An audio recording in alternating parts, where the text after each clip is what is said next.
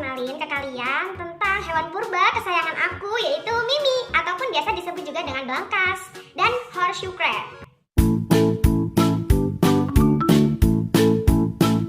Teman-teman, Mimi ataupun belangkas ini kan dia disebut tuh sebagai hewan purba. Kenapa sih kok bisa Mimi ini dikategorikan sebagai hewan purba atau hewan living fosil? Ya karena Mimi ini adalah salah satu hewan yang mampu bertahan hingga 400 juta tahun. Atau dia itu ke awal munculnya itu diperkirakan lebih dulu daripada dinosaurus. Kalau horseshoe crab ini munculnya sekitar 450-an juta tahun yang lalu, sedangkan kalau dinosaurus itu sekitar 250-an juta tahun yang lalu. Berarti bisa dibilangkan kalau hidupnya atau kemunculan dari Mimi ini itu lebih dulu daripada munculnya si dinosaurus. Dan Mimi ini teman-teman hingga saat ini masih ada di dunia, masih ada di atas muka bumi ini. Nah, kalau kalian tahu, di dunia saat ini ada 4 jenis Mimi. Dan ini tuh ada jenis Mimi yang dari Atlantik, itu hanya ada 1 spesies.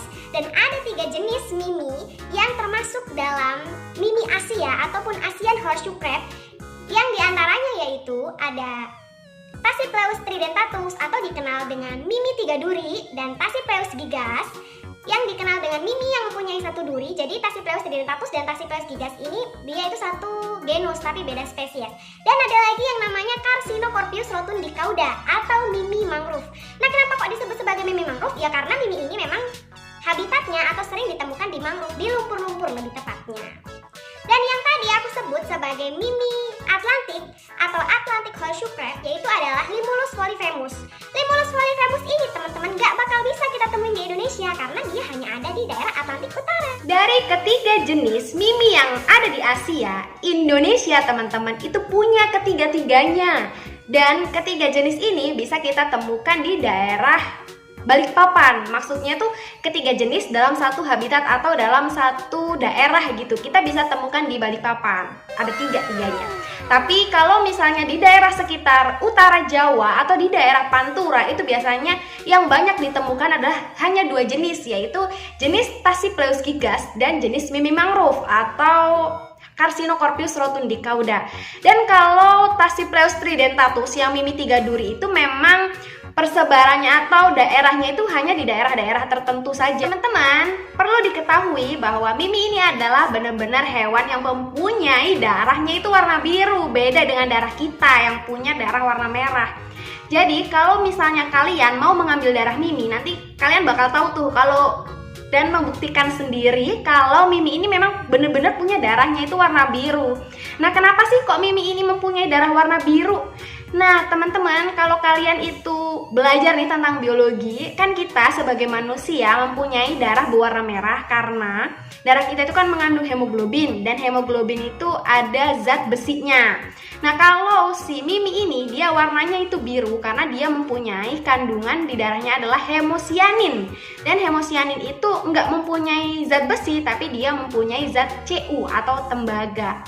Nah, itulah yang membuat si darah Mimi ini warnanya berbeda, nggak kayak manusia, tapi dia punya darah warna biru. Oh ya, teman-teman, perlu kalian ketahui juga bahwa Mimi ini mempunyai sistem peredaran darah yang terbuka. Dan darah Mimi ini sangat-sangat bermanfaat untuk industri medis. Banyak sekali orang mengkomersialkan darah Mimi ini dalam bentuk LAL atau TAL, Limulus amoebosit lisat ataupun Tachypleus amoebosit lisat. Nah, apa sih sebenarnya guna dari darah Mimi yang berwarna biru ini? Ya tentu Mimi ini darahnya digunakan untuk proses kayak semacam sterilisasi atau ngetes apakah di suatu produk itu ada bakterinya atau enggak. Loh, kenapa kok bisa seperti itu? Oh gini teman-teman, kalian perlu tahu kalau Mimi ini dia itu tidak mempunyai sistem kekebalan tubuh, dan dia dibekali oleh Tuhan semacam sistem dari darahnya ini. Kalau misalnya ada bakteri masuk yang ke dalam tubuh dia, jadi darahnya ini bisa ngeblok atau bisa menghambat pertumbuhan dari bakteri. Jadi nanti kalau ada bakteri masuk ke dalam tubuh Mimi, dia tuh akan ditangkap sama darah. Nanti darahnya ini bisa menggumpal. Jadi kayak semacam darahnya itu nanti kan kalau dia menggumpal berarti dia bisa menghalangi dong, kayak ngeblok gitu loh. Nah, oleh sebab itu ketika ada seorang yang melakukan penelitian dan menguji cara kerja mekanisme darah Mimi kalau kena bakteri, akhirnya mereka mencoba untuk membuat suatu simulasi dan benar ternyata sangat bermanfaat gitu. Jadi banyak banget yang memanfaatkan darah Mimi ini untuk bidang medis dan farmasi, ngetes darah, ngetes obat.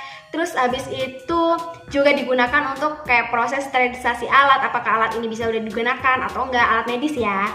Terus habis itu juga obatnya ini bisa dimakan oleh manusia atau enggak, bisa diminum atau enggak, obatnya ini masih ada bakterinya atau enggak. Jadi nanti kalau dites-tesin darahnya itu dia menggumpal atau enggak. Kalau enggak berarti kan sudah nggak ada bakteri itu. Jadi bisa dibayangkan kalau Mimi ini kan sangat bermanfaat banget buat kita manusia. Dia tuh bisa dibilang sebagai penyelamat manusia. Nah, buat kalian yang penasaran apakah Mimi boleh dimakan, terus kemudian juga apakah sebenarnya Mimi ini mengandung racun atau tidak, kalian bisa tonton di video aku selanjutnya.